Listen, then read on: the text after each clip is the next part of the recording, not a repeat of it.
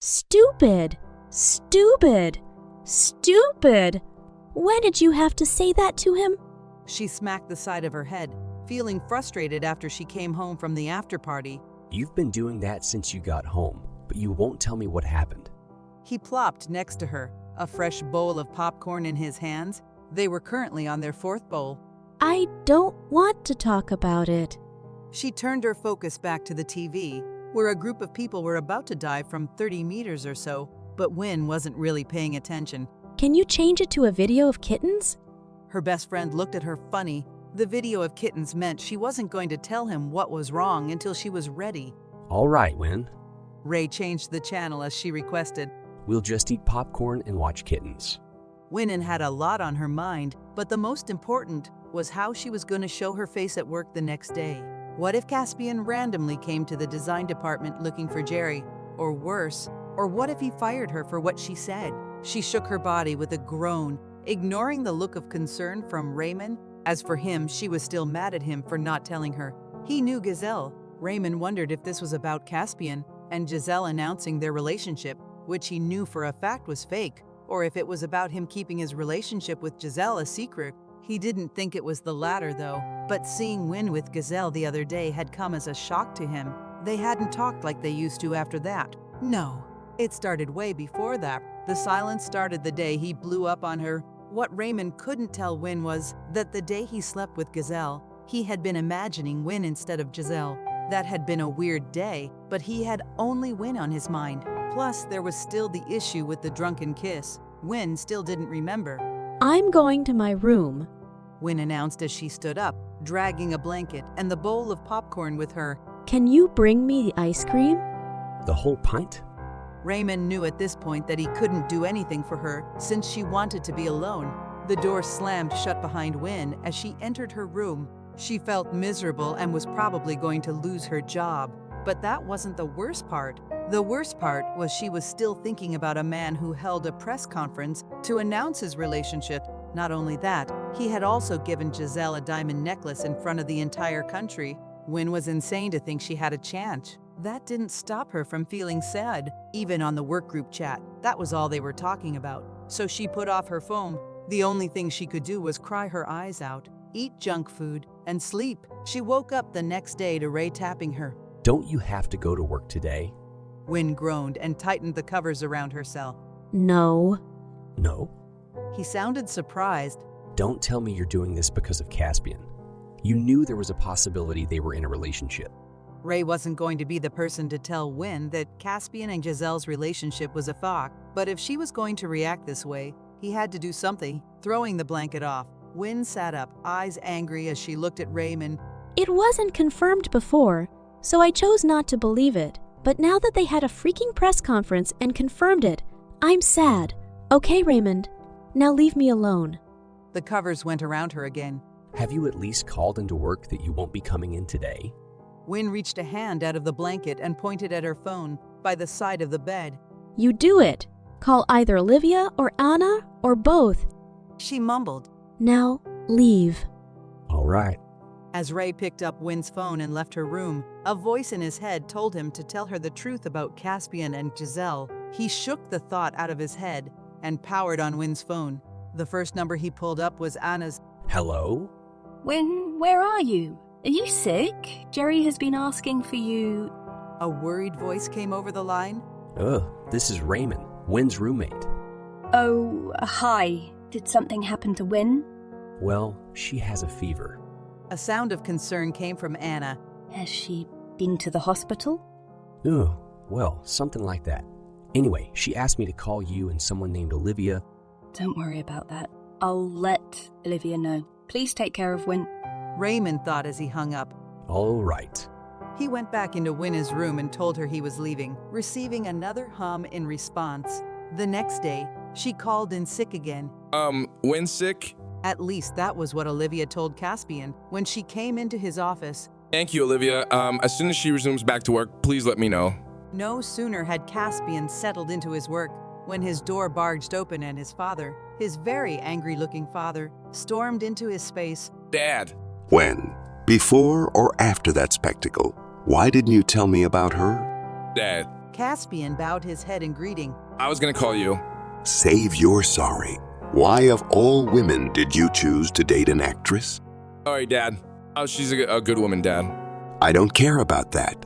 She's going to ruin your life. I mean, what was that whole show with the necklace? To an outsider, it might have sounded strange, but Caspian grew up hearing from his dad that women, in particular actresses, would ruin his life. Samuel could put an end to the entire thing before it began properly. So Caspian knew he had to convince him. Dad, my relationship with Giselle is helping the company. Before we announced our relationship, when it was only rumors, our sales increased and the stock price too.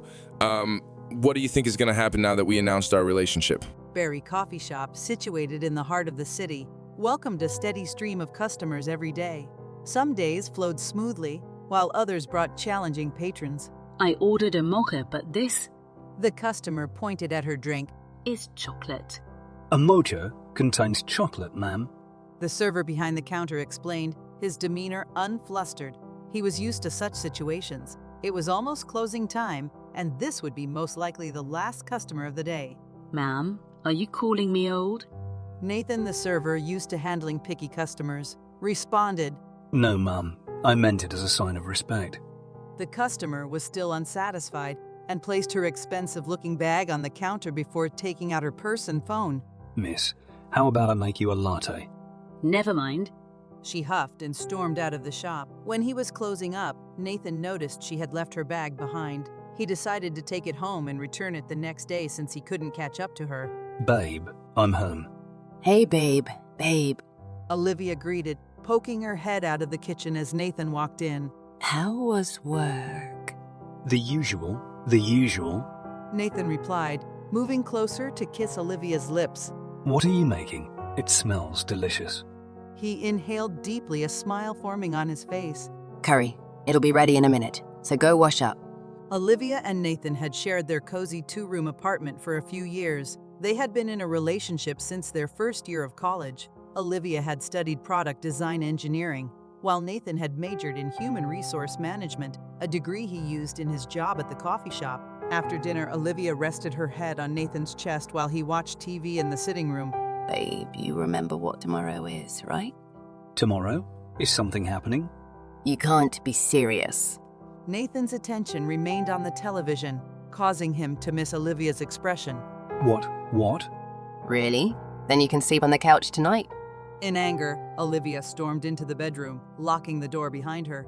It wasn't the first, second, or third time her boyfriend had forgotten her birthday, and she regretfully admitted that she was almost getting used to it, but that didn't mean she would let him off the hook tonight. Tomorrow, when he finally remembered, he would give her a half-hearted gift, and they would order takeout, and that would be the end of it.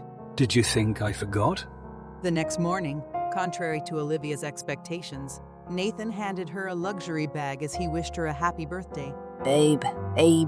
She beamed with happiness as she accepted the bag from him. Never in a million years had she expected this. You remembered? Olivia rushed into Nathan's arms and planted kisses on his cheeks. Olivia squealed and jumped into his arms. Thank you for the gift. I'm taking it to work today. I love you. Love you, babe. Close early today. Today's my day off, so I'll prepare dinner for you. Nathan called out, and she replied, Love you, babe. What do you mean she hasn't resumed work? Caspian had personally visited the design department to find Winnie, only to be informed that she had not shown up. It had been 3 days since the night of the production after party. She called in sick again. Olivia reported, standing before him with crossed arms. Caspian was seething with anger. He figured that Winnie was deliberately avoiding him, but that didn't mean she could simply come and go as she pleased. Moreover, she was the one at fault here. All right, thank you, Olivia. Anna and Olivia exchanged worried glances, unsure of what this situation meant for Winnie. Back in his office, Caspian tried to compose himself as he drafted a message to Winnie's work email account. Several times, he deleted what he had written because the words didn't feel right. Eventually, he settled on something straightforward. Hours later, while he was working at his desk, he received a response from Winnie. The subject line read "Letter of Resignation," and attached to it was a file with the same name. What was this? Caspian didn't bother opening the email. He deleted it immediately. Then he sent her another message. You are required to provide at least a week's notice before resigning, so be at work early tomorrow. When Win received Caspian's email warning her that she could lose her job if she didn't return to work the next day, panic surged through her. Losing her job was the last thing she wanted, but the thought of facing Caspian was terrifying and embarrassing. Her scream drew Raymond into her room. He was off duty that day. What happened?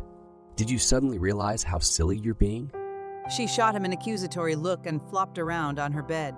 Was she acting silly and childish? Yes, but matters of the heart often evoked such behavior. Even though she had explained the situation to Raymond, he still couldn't fully understand why she was reacting this way.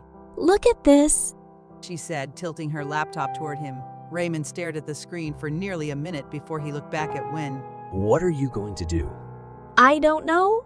Win groaned. Caspian had messaged her directly. Did that mean he was concerned about her, or was she imagining things? How about quitting? Quit? I don't want to quit my job. I love it there. You won't be quitting for real. What do you mean? Well, Caspian asked you to dance at the party, right? She nodded in agreement. And when you confessed your feelings to him, he didn't push you away, did he? Win shook her head. No, but he did freeze. Has he ever sent you an email or called you before now?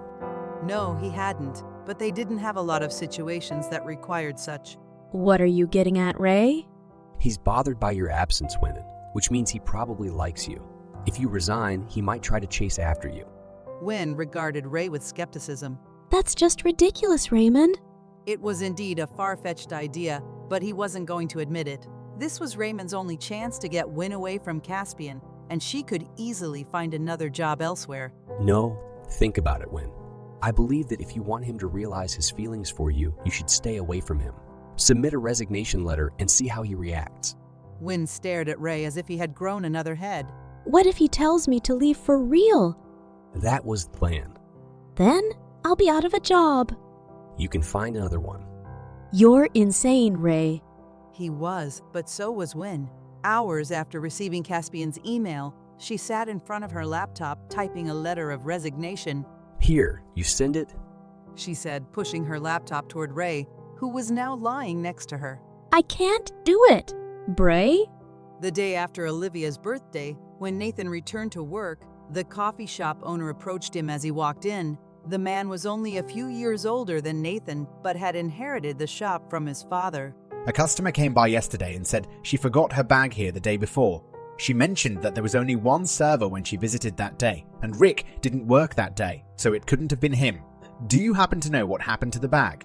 Nathan hadn't anticipated her returning so soon, and he felt a surge of panic. Well, yes, I took it home with me. He admitted, realizing there was no use hiding the truth. I was going to bring it back today, but I forgot. The owner regarded him with a disappointed expression. Make sure to bring it back tomorrow. The customer is threatening to involve the police, and I can't afford any negative publicity for my coffee shop. I understand. Nathan nodded earnestly. Now he just needed a way to get it back from Olivia,